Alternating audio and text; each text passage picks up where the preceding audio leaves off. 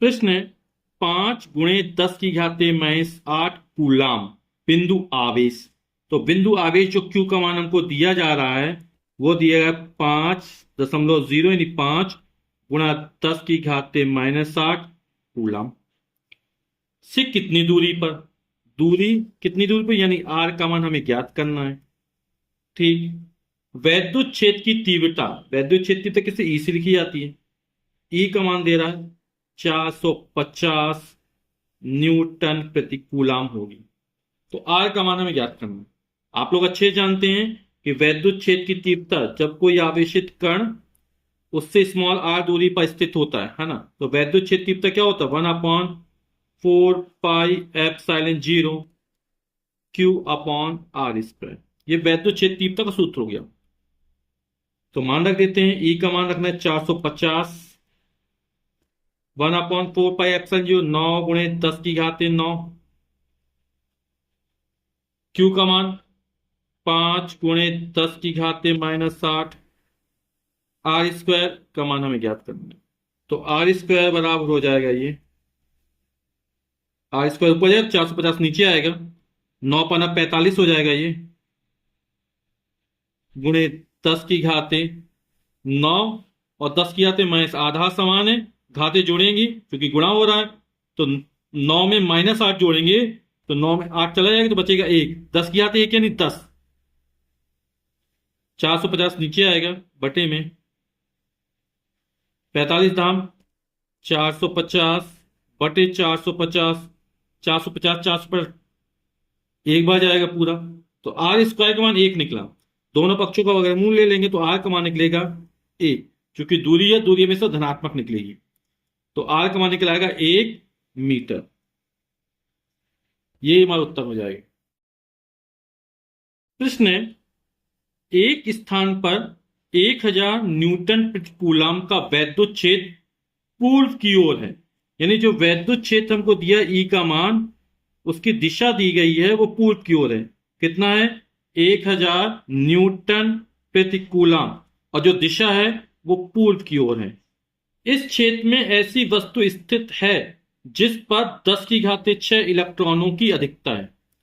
इलेक्ट्रॉनों की अधिकता मतलब उस वस्तु पर ऋणावेश है। यदि इलेक्ट्रॉनों की कमी होती है तब वस्तु पर धनावेश होता है। इलेक्ट्रॉनों की अधिकता है मतलब वस्तु पर कैसा है ऋण आवेश है। तो वस्तु पर लगने वाले बल की दिशा तथा परिमाण ज्ञात कीजिए। वैद्युत क्षेत्र की दिशा में लग रहा है, पूर्व की दिशा में लग रहा है। तो यदि धनावेशित कण है तो उस पर लगने वाला वैद्युत बल जो होता है वो क्या होता है वैद्युत क्षेत्र की दिशा में होता है। ठीक है। लेकिन यहां पर इलेक्ट्रॉनों की अधिकता है तो कण कैसा ऋणावेशित है, और ऋण आवेश पर लगने वाला जो वैद्युत बल होता है वो वैद्युत क्षेत्र की दिशा के विपरीत दिशा में होता है। ठीक है। ऋण आवेशित कण पर लगने वाला वैद्युत बल F कितना होगा वैद्युत क्षेत्र की दिशा के विपरीत दिशा में होगा, क्योंकि इलेक्ट्रॉनों की अधिकता है यानी वस्तु पर कैसा है ऋण आवेश है। तो चूंकि वस्तु में इलेक्ट्रॉनों की अधिकता है अतः वस्तु ऋणावेशित है, और ऋणावेशित वस्तु पर आवेश कितना हो जाए Q बराबर N × E होता है। N का मान 10⁻⁶ इलेक्ट्रॉनों की अधिकता है। E का मान 1.6 × 10⁻⁻19, तो इतने कूलाम का कुल आवेश हो जाएगा वस्तु पर। तो हो जाएगा 1.6 × 10⁻, आधा समान घाते जोड़ेंगी तो 6 में जब -19 जोड़ेंगे कितना हो जाएगा -13 कूलाम। तो क्यू का मान निकल आया है ना। अब लगने वाला वैद्युत बल आप समझ गए कि वैद्युत क्षेत्र कहां है पूर्व की दिशा में है, और चूंकि इलेक्ट्रॉनों की अधिकता है तो वस्तु ऋणावेशित है, और ऋणावेशित वस्तु पर बल कहां लगेगा वैद्युत बल वैद्युत क्षेत्र की दिशा के विपरीत।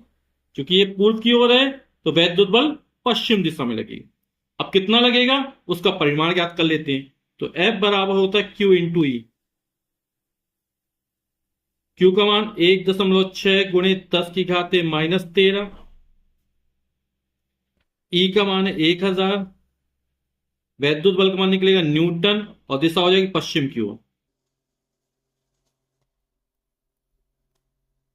1000 से 10⁻³ लिख सकते हैं, 10 × 10 × 10 1000 होता है। 10 की घाते 3 हो जाएगा। तो 1.6 गुणे 10 की घाते -13 गुणे 10 की घाते 3, फिर गुणा होगा, आधार समान घाते जुड़ेंगी, तो -13 में जब +3 जोड़ेंगे तो माइनस का 10 बचेगा, तो हो जाएगा 1.6 गुणे 10 की घाते -10, है ना। और वैद्युत बल का मतलब न्यूटन, दिशा पश्चिम की ओर हो जाएगी। 3 माइक्रोकुलाम के किसी बिंदु आवेश से 2 मीटर की दूरी पर -2 माइक्रोकुलाम बिंदु आवेश वायु में रखा है। तो ये 3 माइक्रोकुलाम का आवेश हो गया, ये -2 माइक्रोकुलाम का आवेश हो गया, और इन दोनों आवेशों के बीच की दूरी 2 मीटर है। बोला 2 मीटर की दूरी पर रखा है, -2 माइक्रोकुलाम का आवेश। कह रहा इन दोनों आवेशों से 1 मीटर की दूरी पर स्थित, तो यहां से यहां तक की दूरी 2 मीटर है, तो 1 मीटर कहां पर होगा, इससे भी 1 मीटर, इससे भी 1 मीटर, यानी वो बिंदु कहां, ठीक बीचों बीच आ जाएगा। अगर 1 मीटर से ज्यादा होती तो थोड़ा ऊपर होता या थोड़ा नीचे ले सकते थे ना। एग्जैक्ट 2 का आधा कितना होगा, 1 होगा। तो ये 1 मीटर की दूरी पर स्थित बिंदु पर वैद्युत क्षेत्र तीव्रता ज्ञात करना। तो मान लो ये बिंदु हमने क्या मान लिया, सी मान लिया। ये मान लो बिंदु ए है और ये बिंदु बी है। ए पर 3 माइक्रोकुलाम का आवेश स्थित है, बी पर -2 माइक्रोकुलाम का आवेश स्थित है, और इन दोनों आवेशों के कारण ए और बी से 1 मीटर, तो 1 मीटर कहां पे स्थित है, बिंदु मध्य बिंदु पर स्थित है, यानी मध्य बिंदु सी पर हमको वैद्युत क्षेत्र की तीव्रता ज्ञात करनी, का मान ज्ञात करना और दिशा ज्ञात करनी। तो ये दूरी भी 1 मीटर हो गई ए से सी तक की, बी से सी तक की दूरी भी 1 मीटर है ना। तो बिंदु ए पर स्थित 3 माइक्रोकुलाम आवेश के कारण बिंदु सी पर वैद्युत क्षेत्र तीव्रता, इसको हमने ई मान लिया। तो वैद्युत क्षेत्र की तीव्रता का सूत्र क्या होता है, 1/4πε0 Q/r² होता है। ठीक, 1/4πε0 का मान 9 गुणे 10 की घाते 9 न्यूटन मीटर स्क्वायर प्रति कूलम स्क्वायर। क्यू आवेश कितना दिया, ए पर आवेश है 3 माइक्रोकुलम, और माइक्रोकुलम कुलम में चेंज करेंगे, 10 की घाते -6 का गुणा कर देंगे, बटे आर दूरी है, ए से सी तक की दूरी 1 मीटर है, तो 1 का वर्ग कर देंगे। अब होती दिशा, ये कैसा है, धन आवेश है। धन आवेश से दिशा क्या होती है, धन आवेश से दूर होती है। हमें कहां ज्ञात करना है, बिंदु सी पर ज्ञात करना है, तो इस दिशा में होगी। यदि बिंदु यहां पर होता तो इस दिशा में होती, धन आवेश से दूर होती, तो सी पर ज्ञात करना है तो इस दिशा में हो गई। कहां से हो गई, ए से सी की ओर दिशा हो गई। ठीक, तो इसको हल करते कितना आ जाएगा, ये 9 तिया 27 गुणे 10 की घाते 9 में 10 की घाते -6 गुणा होगा, आधार समान घाते जुड़ जाएंगी, तो 9 में -6 जोड़ेंगे बचेगा 3, और वैद्युत क्षेत्र न्यूटन प्रति कूलम, और दिशा क्या हो जाएगी, ए से सी की ओर। अब बिंदु बी पर स्थित -2 माइक्रोकुलम आवेश के कारण बिंदु सी पर वैद्युत क्षेत्र तीव्रता क्या होगी, तो 20 से निकालनी है, तो ई बी मान ली। सूत्र हमारा ये लगेगा पूरा 1/4πε0, इसका मान कितना, 9 गुणे 10 की घाते 9 हो जाएगा। क्यों, यहां पर -2 माइक्रोकुलम का आवेश स्थित है, तो वैद्युत क्षेत्र तो सदिश राशि है ना, तो दिशा प्रभावित होगी, तो इसका मान रख देते 2 गुणे 10 की घाते -6, है ना। माइक्रोकुलम को कुलम में चेंज किया, 10 की घाते -6 गुणा कर दिया। बी से सी तक की दूरी बिंदु सी पर ज्ञात करना है, ये दूरी कितनी, 1 मीटर है, तो 1 का वर्ग हो जाएगा। अब ये ऋण आवेश है, और जिस तरफ ऋण आवेश स्थित होता है वैद्युत क्षेत्र की दिशा उसी ओर होती है, ऋण आवेश की ओर होती है ना। तो ये हमारा ये था, और ये दिशा क्या है, ई बी है। दिशा क्या हो जाएगी, बी की ओर, यानी सी से बी की ओर लिख देते हैं इस दिशा में। ठीक, इसको हल करेंगे तो 9 दूनी 18 गुणे 10 की घाते 9 में 6 जाएगा, 3 आ जाएगा, न्यूटन प्रति कूलम, दिशा सी से बी की ओर। हमें बिंदु सी पर परिणामी वैद्युत क्षेत्र ज्ञात करना है ना, तो दोनों वेक्टर यानी दोनों वैद्युत क्षेत्र दिशा एक ही ओर हो गई, वैद्युत क्षेत्र तीव्रता क्या, दोनों एक ही दिशा में, और जब एक ही दिशा में तो क्या हो, जुड़ जाएंगे, तो परिणामी वैद्युत क्षेत्र बराबर ई बराबर कितना हो जाएगा, ई ए प्लस ई बी। ठीक है, और दिशा क्या हो जाएगी परिणामी की, ऋणावेश की ओर, अतः बिंदु सी पर परिणामी वैद्युत क्षेत्र तीव्रता ई बराबर हो जाएगा ई ए प्लस ई बी क्यों जोड़ गए? क्योंकि दोनों वेक्टर एक ही दिशा में हैं। ई ए का मान है 27 × 10⁻³ प्लस ई बी का मान है 18 × 10⁻³ दोनों में घातें समान है। 27 में 18 जोड़ेंगे कितना हो जाएगा? 45 हो जाएगा गुणे 10⁻³ दशमलव को यहां स्थित मानेंगे, एक स्थान खिसकाएंगे तो जब यह इस तक खिसकता है तो एक जुड़ जाएगा, तो हो जाएगा 4.5। 10⁻³ में एक जोड़ 10⁻⁴। वैद्युत क्षेत्र कितना? न्यूटन प्रति कूलाम। और दिशा क्या हो जाएगी? ऋण आवेश की ओर। प्रश्न है 20/3 × 10⁻⁻19 कूलाम तथा -10 × 10⁻⁻19 कूलाम के आवेश परस्पर 0.04 मीटर की दूरी पर है। यानी दो आवेश हैं जिनके बीच की दूरी 0.04 मीटर है। तो बिंदु ए पर जो आवेश स्थित है उसका परिमाण है 20/3 × 10⁻⁻19 कूलाम का है। और बिंदु बी पर जो स्थित है उस पर है -10 × 10⁻⁻19 कूलाम का आवेश। और दोनों आवेशों के बीच की जो दूरी है वो हमको दी गई 0.04 मीटर की दी गई है। कह रहा इनमें को गुजरती रेखा के किस बिंदु पर वैद्युत क्षेत्र की तीव्रता शून्य होगी? तो हमें ज्ञात करना है कहां पर वैद्युत क्षेत्र तीव्रता शून्य होगी। वैद्युत क्षेत्र तीव्रता एक सदिश राशि है ना, तो इसमें दिशा का महत्व है। ये दिशाएं परस्पर विपरीत हो जाएं तो वैद्युत क्षेत्र तीव्रता शून्य हो सकती है। यदि एक ही दिशा में हो तो जुड़ जाएंगी, है ना। तो यहां पर मान लो आवेश बीच में स्थित है, ए और बी के मान लेते हैं। तो ए के कारण जब वैद्युत क्षेत्र तीव्रता निकालेंगे, धनावेश है, धनावेश कारण इस दिशा में होगी, धनावेश से दूर। और बिंदु बी के कारण निकालेंगे तो बिंदु बी पर ऋणावेश है, तो जिस दिशा में ऋणावेश होता है वैद्युत क्षेत्र तीव्रता उसी दिशा में होती है। तो दोनों दिशाएं एक ही हो जाएंगी तो जुड़ जाएंगी, तो मान कभी भी शून्य नहीं हो सकता है। ये धनावेश की ओर माने यहां पर है, तो ए के कारण क्या होगा? धनावेश से दूर, धनावेश है तो इस दिशा में हो जाएगी। हमने ए के कारण वैद्युत क्षेत्र तीव्रता ई ए मान ली, तो ये दिशा हो जाएगी। धनावेश के कारण क्या होता है? ये धनावेश है तो धनावेश से दूर इसी रेखा के अनुदिश होगी। अब बिंदु बी पर ऋणावेश है तो वैद्युत क्षेत्र तीव्रता दिशा क्या हो? ऋणावेश की ओर, तो ये हो जाएगा ऋणावेश की ओर, ये हो जाएगा ई बी। अब दोनों के मान यदि समान हो जाए, ई और बी, दिशा विपरीत है तो यहां परिणामी शून्य हो जाएगा।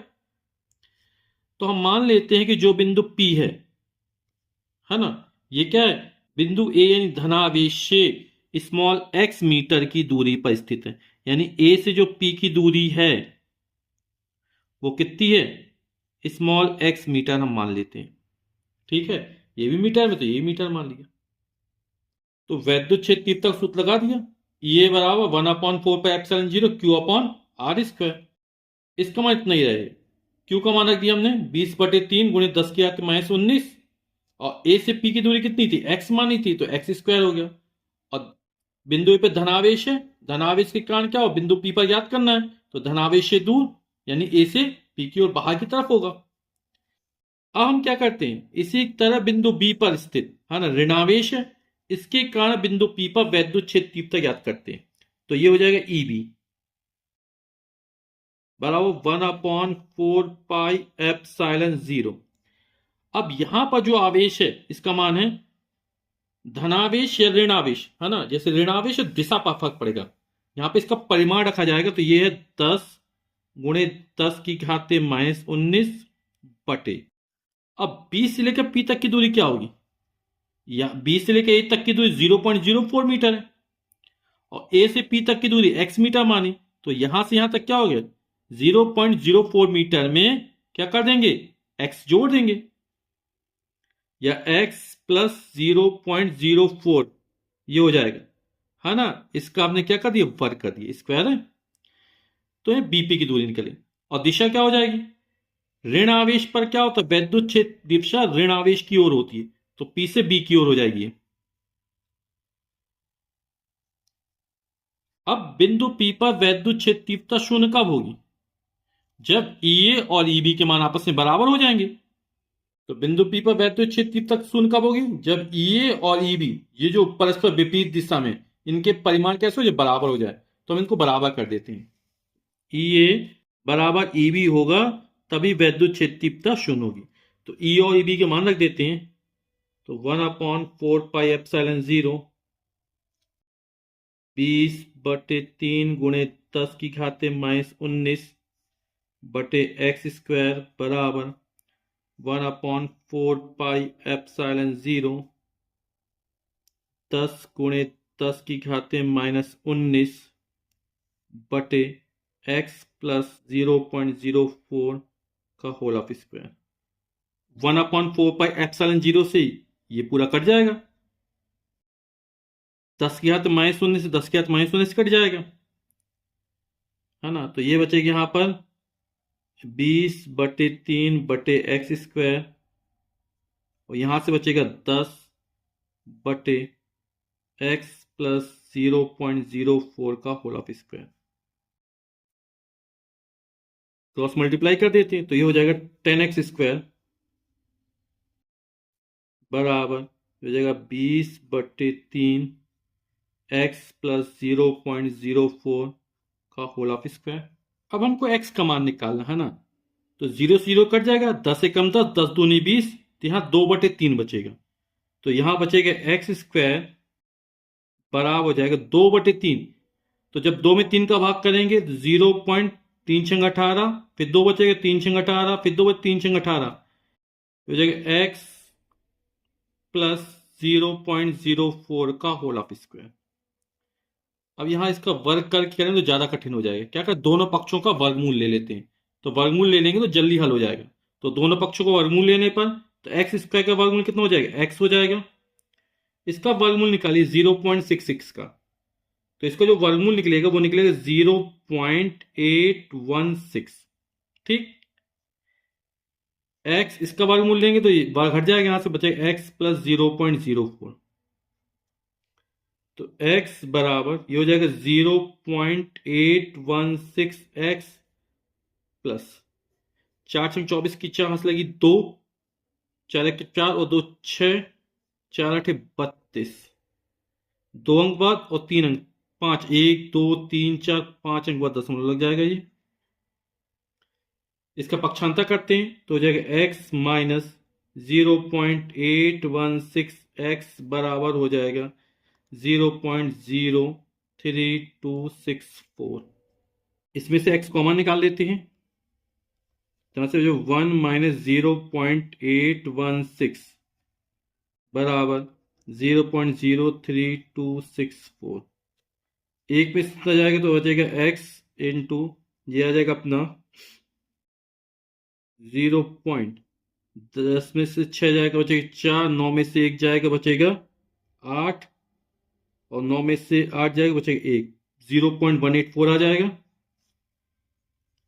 0.03264।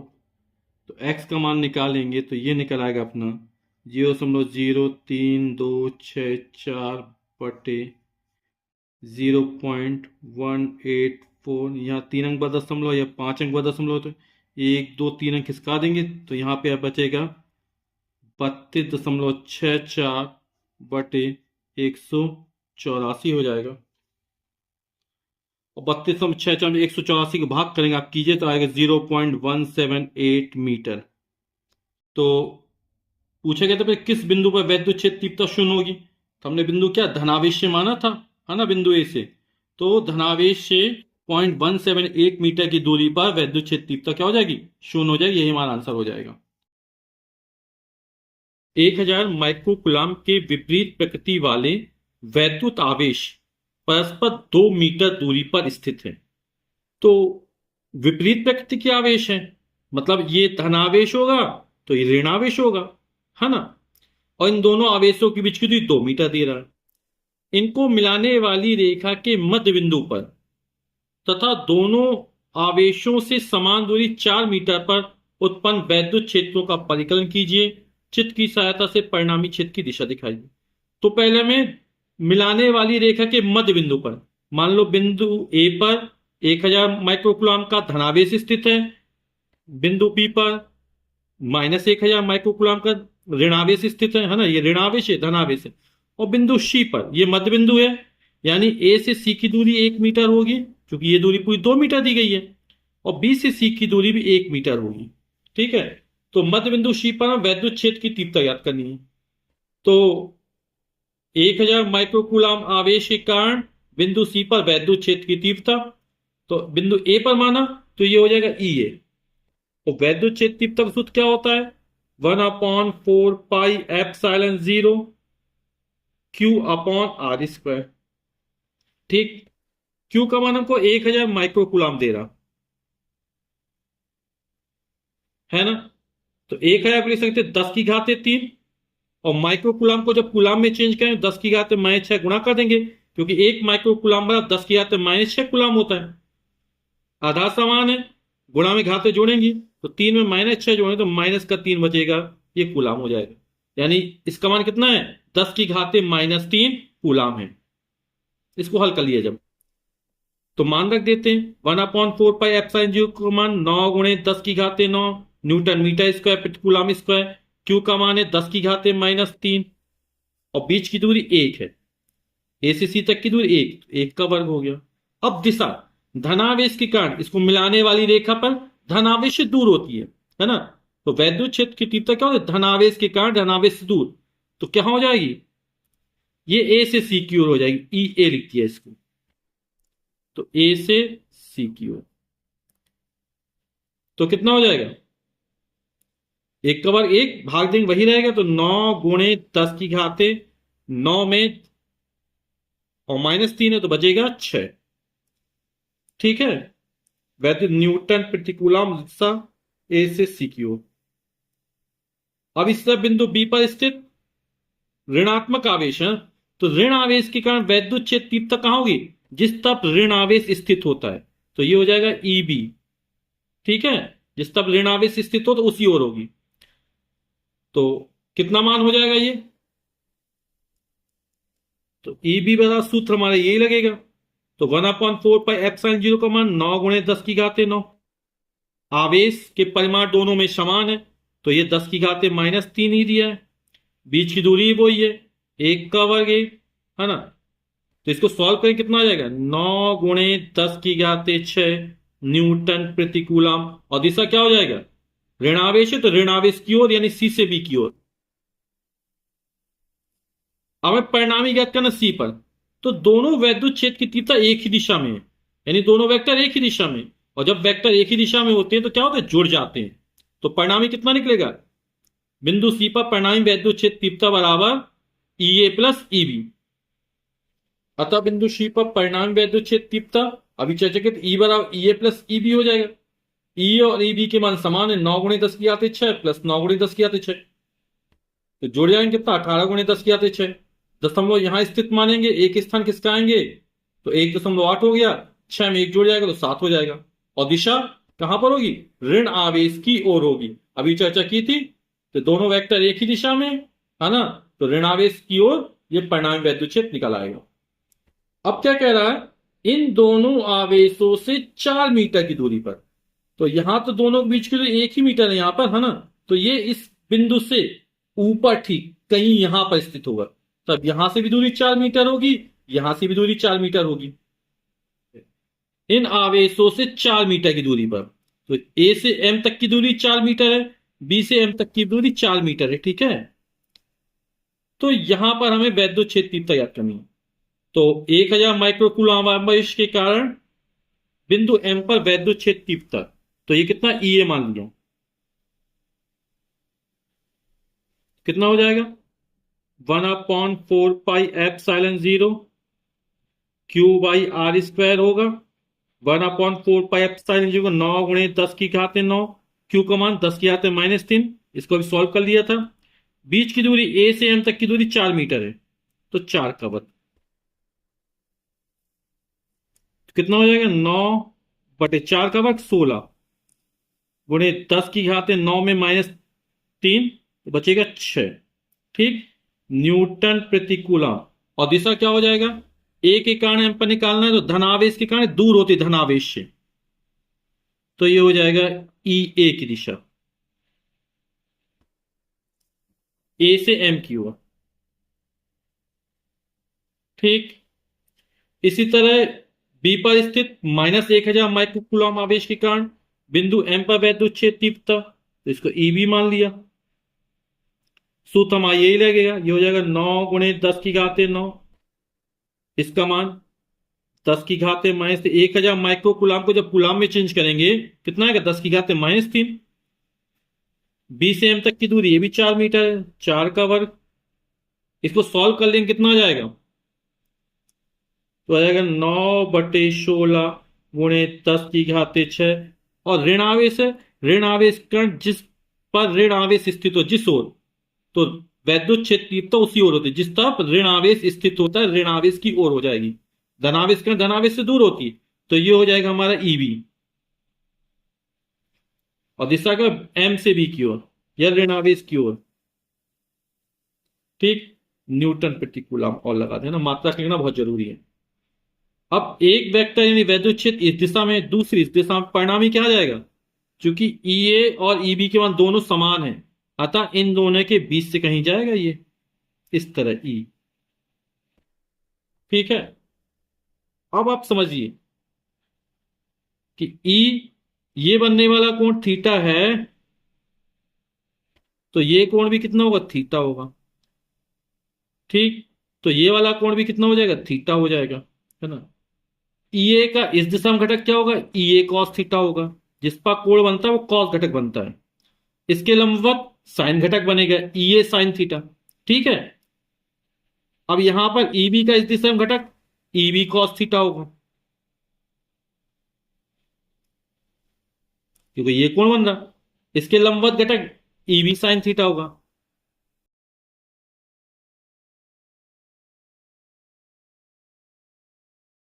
तो ईए और ईबी दोनों के मान समान है, साइन थीटा भी समान हो गया, तो विपरीत दिशा में वेक्टर घट जाएंगे, तो ये निरस्त हो जाएंगे, है ना। ये दोनों एक ही दिशा में तो जुड़ जाएंगे। तो बिंदु एम पर जो यहां से 4 मीटर की दूरी, परिणामी क्षेत्र क्या निकलेगा, E A cos theta plus E B cos theta निकल आएगा। ठीक। ये दोनों क्या जुड़ जाएंगे, अतः बिंदु एम पर परिणामी क्षेत्र की ई बराबर E A cos theta plus E B cos theta. E और ईबी के मान बराबर हैं, तो यहां भी ई ए लिख देंगे, तो ई ए कॉस थीटा प्लस ई ए कॉस थीटा हो जाएगा, यानी 2 ई ए कॉस थीटा हो जाएगा। ठीक। आप डायरेक्ट सूत्र भी लगा सकते हैं, परिणामी ई बराबर होता है √ई ए² plus E B square plus 2 E A E B cos theta. ठीक है। गुणा भाग उससे ज्यादा हो जाता है, इसके लिए इससे निकाल दिया। तो 2 ई ए का मान कितना है, 9/16 × 10⁻6। अब कॉस थीटा निकालना है। हमने क्या किया, यहां से लंब खींच दिया, ये, क्योंकि ये भुजाएं बराबर तो बिल्कुल मध्य बिंदु पर आएगा। तो ये पूरी दूरी 2 मीटर है, तो ये दूरी बचेगी 1 मीटर। ठीक है। और यहां से ये दूरी है 4 मीटर, तो ये कोण कॉस थीटा आधार, तो ये समकोण बन रहा हमारा। यहां पर ये वाला कोण क्या, समकोण है। तो समकोण त्रिभुज में, है ना, कॉस थीटा निकालेंगे जब, आधार यानी ये हो जाएगा, ये बिंदु सी मान लिया, तो ए सी आधार हो जाएगा और कर्ण हो जाएगा ए एम। तो ए सी का मान 1 मीटर है और कर्ण का मान 4 मीटर है। Cos theta A C upon A M, A C का मान 1 मीटर है, ए एम का मान 4 मीटर है, तो 1/4 निकल आए। तो यहां पे रख देंगे 1/4। 2 × 1 = 2, 2 दूनी 4, है ना, 2 बचा, 16 दूनी 32 हो जाएगा, ऊपर बचेंगे 9, तो 9/32 गुणे 10⁻6।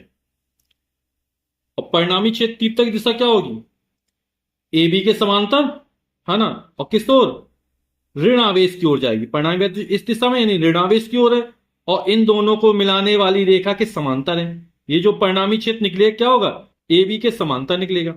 न्यूटन प्रति कूलम। तो जब 9 में 32 का भाग करेंगे तो आप लोग भाग करके देखिए, आएगा 0.281 गुणे 10⁻6 न्यूटन प्रति कूलम, है ना। दशमलव हमें यहां स्थित माना, एक स्थान किसका आएंगे, तो हो जाएगा 2.8 गुणे 10⁻। इसमें एक कम कर देंगे, 6 में से 5 न्यूटन प्रति कूलम। और दिशा क्या लिख देंगे यहां पर, दोनों आवेशों को मिलाने वाली रेखा के समांतर धन आवेश से ऋणावेश की ओर या ऋणावेश की ओर, इस दिशा में है ना। ठीक, दोनों आवेशों को मिलाने वाली रेखा के समांतर ऋणावेश की ओर। तो ये हमारा आंसर हो जाएगा। प्रश्न है, एक समबाहु त्रिभुज के 3 कोने ए बी तथा सी है।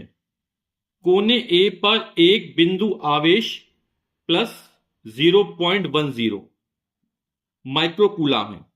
कोनों बी तथा सी के बीच मध्य बिंदु पर वैद्युत क्षेत्र की तीव्रता क्या होगी? ये त्रिभुज की भुजाएं 10 सेंटीमीटर की हो। तो एक समबाहु त्रिभुज बना लेते हैं। तो ये कोई समबाहु त्रिभुज ए बी और ये सी है। ठीक, अब क्या कह रहा है, कोने ए पर बिंदु आवेश, यहां पर बिंदु है 0.100 माइक्रोकूलम का आवेश है। मान लिया ये आवेश Q है, तो Q इक्वल टू हो जाएगा हमारा 0.100 माइक्रोकूलम। ठीक है, कोनों B तथा C के मध्य बिंदु, B और C का मध्य बिंदु मान लो ये है, यहां पर इसको हमने मान लिया मध्य बिंदु को M। वैद्युत क्षेत्र की तीव्रता याद करनी है, और ये जो त्रिभुज की भुजाएं दी गई है हमको, वो 10 सेंटीमीटर की दी गई है। समबाहु त्रिभुज की तीनों भुजाएं कैसी होती हैं? समान लंबाई की होती हैं। तो ए बी हुआ, बी सी हुआ, सी, इन सबकी लंबाई 10 सेंटीमीटर है। तो वैद्युत क्षेत्र तीव्रता बिंदु एम पर याद करनी है। तो यहां से ए को एम से मिलाती हुई रेखा खींचेंगे। तो वैद्युत क्षेत्र तीव्रता की दिशा ये होगी। धनावेश से कारण क्या होता है? धनावेश से दूर होती है, बाहर की तरफ होती है। तो इसकी दिशा ए से एम की ओर हो जाएगी, है ना। अब हमें वैद्युत क्षेत्र तीव्रता सूत्र क्या होता है? E इक्वल टू होता है 1/4πε0 Q/r²।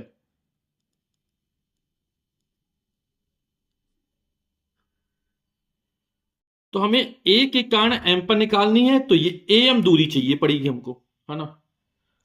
तो ये दूरी कितनी हो जाएगी? 10 सेंटीमीटर हो जाएगी। और बीसी का मध्य बिंदु है, ये दूरी 5 सेंटीमीटर होगी, बीएम, है ना। और समबाहु त्रिभुज का प्रत्येक अंतःकोण 60 अंश का होता है। ये कोण 60 अंश का है। यहां से हमने खींचा तो ये 90 अंश का कोण बनेगा। तो ये समकोण त्रिभुज बन गया, है ना। तो हम साइन थीटा कॉस थीटा का प्रयोग करके भी एम का मान ज्ञात कर सकते हैं। तो पहले एम का मान ज्ञात कर लेते हैं। कितनी दूरी है? ये आर का मान, है ना।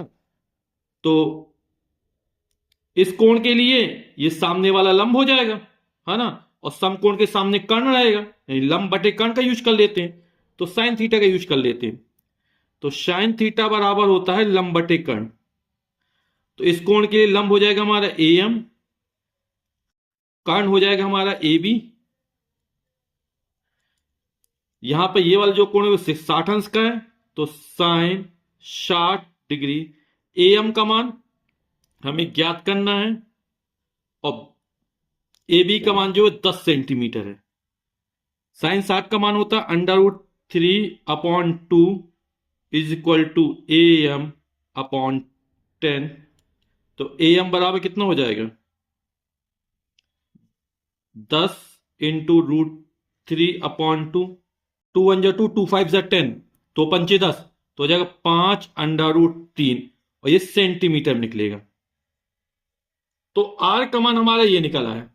माइक्रोकूलम दिया, 1 माइक्रोकूलम बराबर 10⁻⁻6 कूलम। और इसको एक अंक और खिसकाएंगे, तो ये हो जाएगा हमारा 1 × 10⁻⁻7 कूलम। ठीक, और आर का मान अभी हमने निकाला, कितना निकाला? इसको भी लिख देते। आर बराबर हमारा निकला था ए एम, और ये था 5√3 सेंटीमीटर था।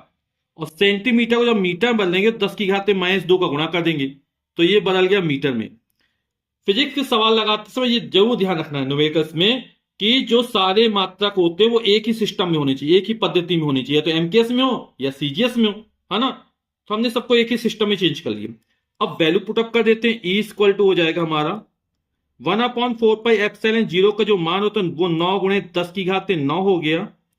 क्यू का मान 1 गुणे 10 की घाते -7 लिख दे, दैट 10 की घाते -7 लिख देते हैं, बटे आर की वैल्यू है 5√3 गुणे 10 की घाते -2, वर्ग था तो वर्ग चढ़ा दिया हमने। इसको अब सॉल्व कर लेते हैं। तो जो 9 गुणे 10 की घाते 9 में 10 की घाते -7 का गुणा होगा, कितना बचा रहेगा? 10 की घाते 2 आ जाएगा, है ना। आधार समान हो, घाते जुड़ जाएंगे गुणा में, तो 9 में 7 चले गए, 2 बचा। इसका वर्ग करें, 5 का वर्ग हो जाएगा 25, √3 का वर्ग करेंगे तो √3 हो जाएगा, और 10 की घाते -2 का वर्ग 10 की घाते -4, 3 एकम 3, 3 त्रिका 9, तो ये बचेगा 3/25 हो जाएगा, -4 ऊपर या प्लस हो जाएगा, 4 और 2 6, ये 10 की घाते 6 हो जाएगा। तो 25 में 3 का भाग नहीं जाए, 0 का जाएगा, फिर दशमलव लगाएंगे, 0 बढ़ाएंगे, 25 से कम 25, बचेगा 5, फिर 0, 25 दूनी 50, 10 की घाते 6, और वैद्युत क्षेत्र तक न्यूटन प्रति कूलाम होता है। दशमलव के एक अंक इस तरफ खिसकाते हैं तो 1.2 इंटू 10⁻, है ना, 6 में से 1 कम कर देंगे, बचेगा 5 न्यूटन प्रति कूलाम, और यही हमारा आंसर हो जाएगा।